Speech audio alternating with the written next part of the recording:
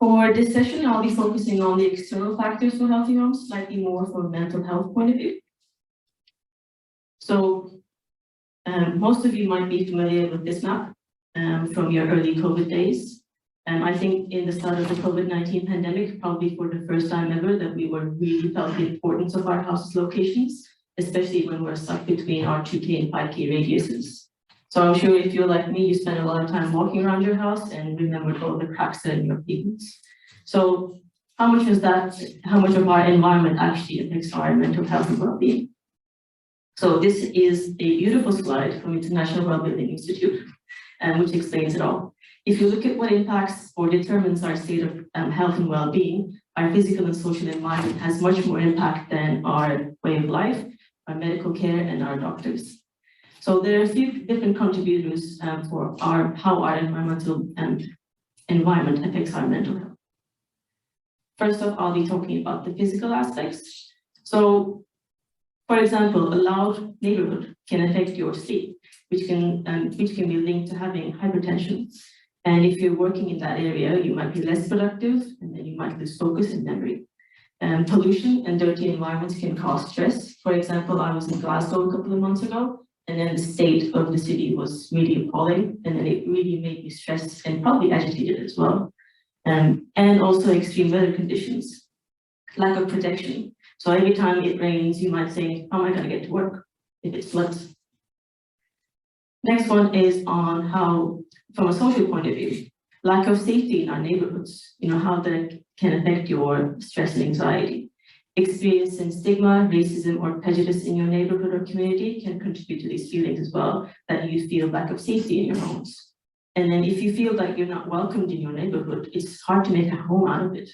And we all know the difference between walking down the street in the middle of night in a safe neighborhood and a not so safe neighborhood. And then the last one is from an emotional point of view. If this is a view from out your window, you're probably not feeling that positive or inspired.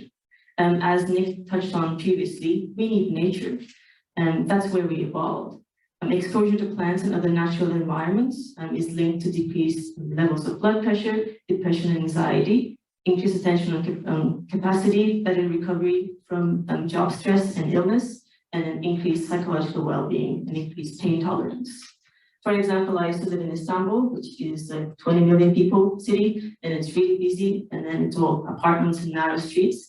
But I had one tree out of my window, which really changed everything for me. So I can watch the seasons change from the blue of the leaves and then them turning brown. And then it housed a bunch of small birds as well. So I used to feed them. So we're trying to create these bubbles in our lives, which really connects us to our home and feel happy and inspired. So what kind of environments do we need for creating healthy homes? Again, as Nick sort of mentioned, first off, it's pretty obvious. We need connected, accessible, and walkable environments.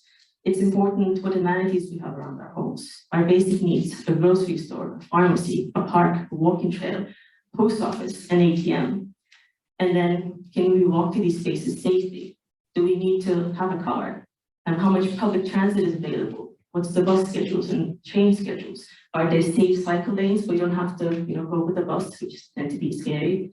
And then are there the Dublin bikes, for example? And then are there any safe bike racks so we don't have to carry our bikes to our little small houses? Are the streets accessible for wheelchair or a buggy? For example, on the left, if you live in the Portobello side, it's a walker's paradise. You don't need a car for your daily errands. And then it's a really connected neighborhood. Being far away from these amenities can cause stress in your life as well. If you live alone, and then if you happen to get sick, it's a major difference between walking to a pharmacy for 5 minutes or driving for 20 minutes and back.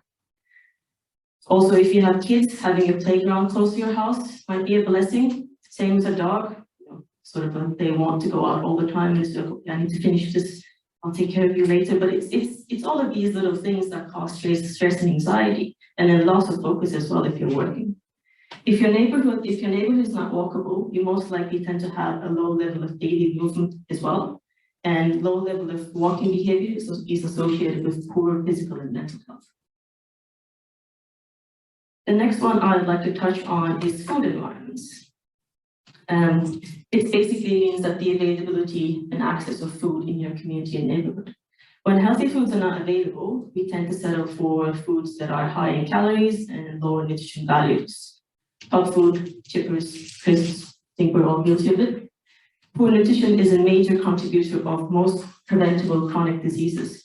Heart diseases, stroke, high blood pressure, and then they are the few of the leading premature causes of death in Ireland. We have 4 food behaviors: choice, purchase, consumption, and nutrient intake. We also have busy lives. Convenience and availability is a big part of our food choices. For example, I'm lactose intolerant, but if there's a chocolate there long enough, I'll eat that as well. But the same for the healthy and environments as well. So if you put a food pro in your office, people who don't even like food might eat that as well because it's accessible, it's easy, and you just want a snack.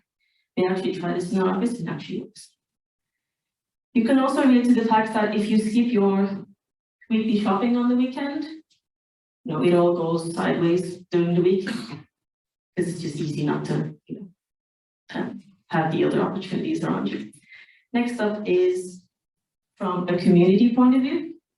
As mentioned earlier, lack of safety in our neighborhoods or being in a community that is not welcoming or safe can affect our mental health in a negative way. Having a great community will have a positive impact. We are social beings. Back in the day, being a part of a community meant better survival chance.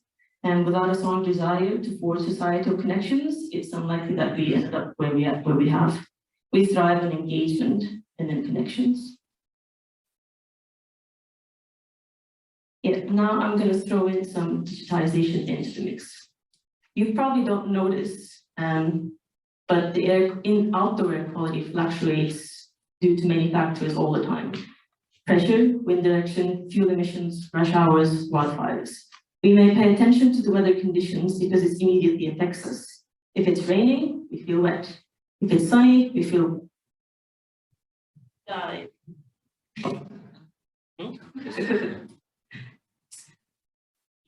until it gets really severe, we don't actually know the air quality outside, and then we can't see the pollution. For example, can anybody tell me how the air quality is outside today? We can't. The good news is there are so many apps and websites that we can actually go and track the outdoor air quality. For example, that was the data from yesterday. It was a glorious day in Dublin. You can see in 3 different databases that it all shows good. In Sandymouth, go and have a nice day outside. But on the same time, if you were in Shannon, the outdoor air quality was completely different. And then all of these websites will have sort of a suggestion on if you're sensitive, maybe don't go outside, or if you're really sensitive, stay at home, stay away from exercising outside, as such.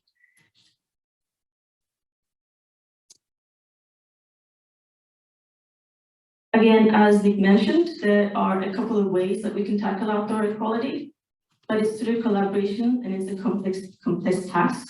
There are some local solutions, reducing traffic speed in our communities, providing healthier, safer cycle lanes that encourage us to use cycling around, planting more trees, pedestrianing certain parts of the city.